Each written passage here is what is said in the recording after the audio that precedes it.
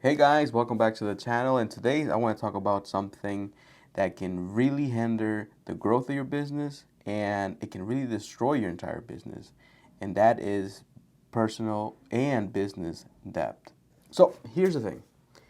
They say that most small businesses fail in the first 5 years, okay? And so I'm pretty sure there's a lot of factors that go involved in that. A lot of it is our fault. A lot of it is we get lazy or we get unmotivated. But a lot has to do with that. Okay, you have to understand that. So sometimes, especially if you're in a small business, the debt that you acquire in a small business is your debt, right? If you're the sole proprietor, if you're an LLC, is your debt. It's not the business debt, it's your debt. So you have to keep that in mind because your business is tied. I mean, your name is tied to the business. So when you say, "Oh, that's my business debt," no, that's your debt, right? Because at the end of the day, you will have to respond. So I just want to give you some pointers and some advice, from experience and things that you have to look out for, things you have to watch out for if you're starting a t-shirt business, if you're, starting an overall small business or whatever you're trying to get into.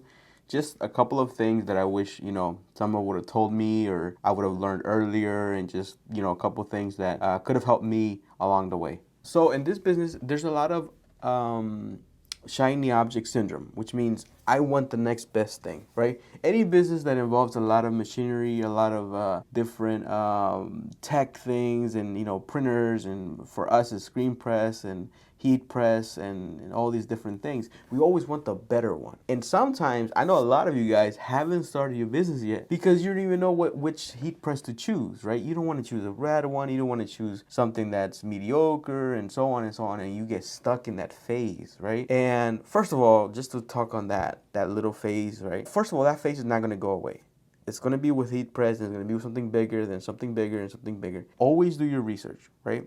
Always do your research, but take action. Take action. My suggestion, if someone asks me for my advice, I would say if you're a beginner, start with the cheapest one, right? It's like $150 for a heat press. And that's where at least you get some practice, get some business in, and then you move up in heat press. But the point I'm trying to make is, in our industry and many other businesses, we want the next best thing, right? We want the next best heat press, and you still don't have any orders coming in, you still don't have any money coming in, and you want something that's even better. And that's a really bad mentality, because when you want the better thing and you want this and you want a better equipment, and your other equipment is still working well, you're going to get into debt. Trust me. Okay? Because then you're going to get a business credit card, you're going to get a loan, and then you start buying a lot of different things that you don't need. Okay, so I just want to go over some points, some advice that I can give you guys. Number one is buying too much inventory, right? Be careful with buying too much inventory. Be careful with buying tons of shirts without getting any orders in. I usually wait for the order, and then I order the transfers, and then I order the shirts, right? And then usually I would order one extra shirt for each size in case I mess up, right? And then I would have it in storage. But I don't have tons of shirts in storage. And if I do, I have to get rid of them, because remember, when you have dead inventory and inventory is just sitting there, is money. That's money just sitting there, right? So be careful with buying too much inventory. Okay, sometimes we want to feel like we have all the shirts in stock and all these different things, and no, it's okay. If you run, think about it this way. If you, let's say you run out of one shirt, usually stores like Michael's or Hobby Lobby, they usually have it, and you can go buy it, okay? So in case of an emergency, but stay away from buying too much inventory. Number two, buying expensive equipment when you're starting off, right? Again, I already mentioned this. Be careful with trying to get a $5,000 heat press, or a $20,000 printer, or you're trying to get into DTG printing, which some machines cost upwards of $50,000, right? And so a lot of people that I know that have bought these machines, they usually regret it, because now they're in the hole 50,000, 30,000, and you have to make an X amount of, orders and shirts coming in every single month to cover that cost, right? So be careful with all these different equipment. Now, if your business is growing and you need it, get it. If your business is growing and you need it, get it, and try to pay for it in cash. Number three, hiring someone or other people when you don't need them at first, Okay, eventually you're gonna need employees. You're gonna need more people to help you, right? But it has to make financial sense. If you're trying to just feel like a boss and trying to feel like a CEO and I need somebody to working for me, but the money's not there, the money's not coming in, you're gonna go into debt paying this person. That, instead of you at the beginning, you're gonna have to wear a lot of different hats. You're gonna have to be your own accountant. You're gonna have to be your own laborer. You have to make the shirts. You have to make the designs. Later on, little by little, you're gonna have to start hiring a designer. You're gonna have to hire somebody to make the shirts, and so on. But everything at its pace, everything at its time. And so, what you do not want to do is start the business. There's no income coming in. There's no business coming in, and you're hiring somebody.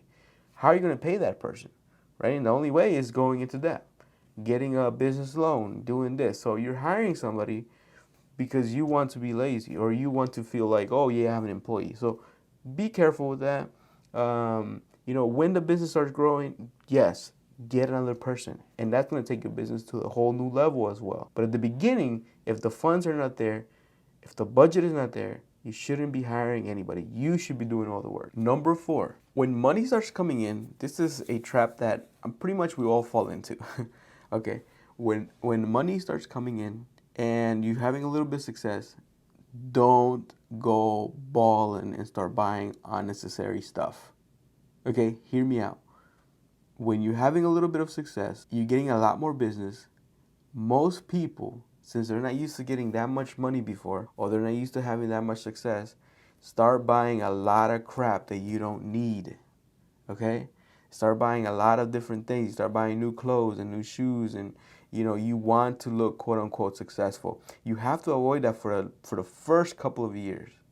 Okay? You have to avoid that because the money that you're getting should be going back into the business. Right? It should be going back into the business. You should be investing back into your business. You should be investing in yourself, right? To learn more, to master your craft, right?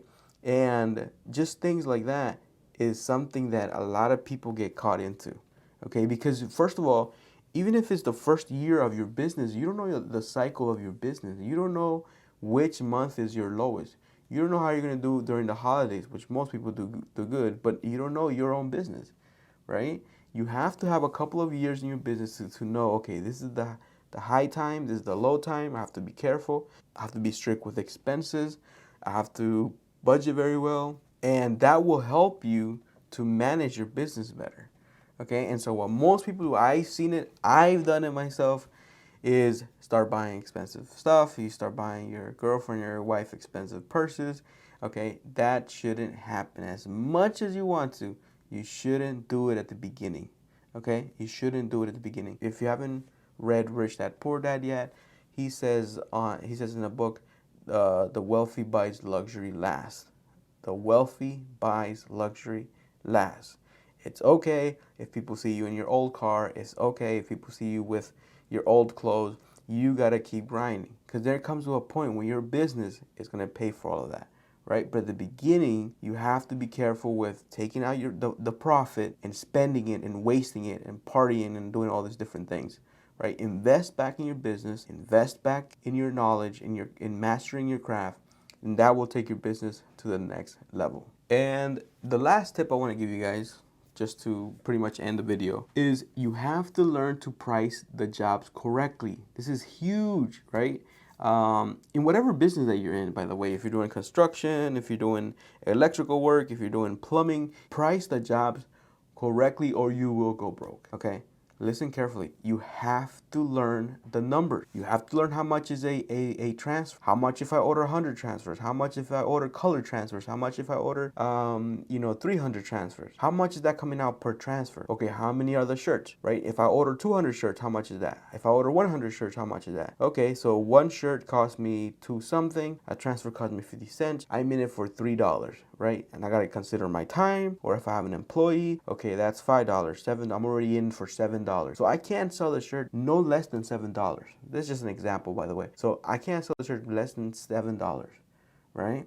Because if you don't get good at the numbers, if you don't understand the numbers, if you're not paying attention, you will go negative. You will lose money, okay? That's the biggest tip that I can give you guys. Learn the numbers. How much, what is your burn rate for your company? How much can you sell this shirt for? How much can you sell this whole project for? You know, it's good to do offers and all these different discounts, all these different things, right? Promotions, but know your numbers. Always know your numbers. You know, the purpose of all this is to make profit. It's to make profit. It's for you to guys be self-employed, do your own thing, be creative, use your imagination, and just overall grow the company. All right, guys, so that is it. I hope you guys enjoyed the video. Hopefully this advice can help you. It's something that I wish somebody would have advised me on when I was younger and when I was starting my business. But it's just lessons that I've learned and things that I've gotten into. And, you know, I regret buying certain things. I regret buying certain equipment that I didn't even use. And so, you know, I wish you guys the best. I hope you guys have a lot of success. Please like the video, subscribe to the channel for more videos coming soon. So, hope you guys have a blessed day, a blessed week, and a blessed journey. Peace out.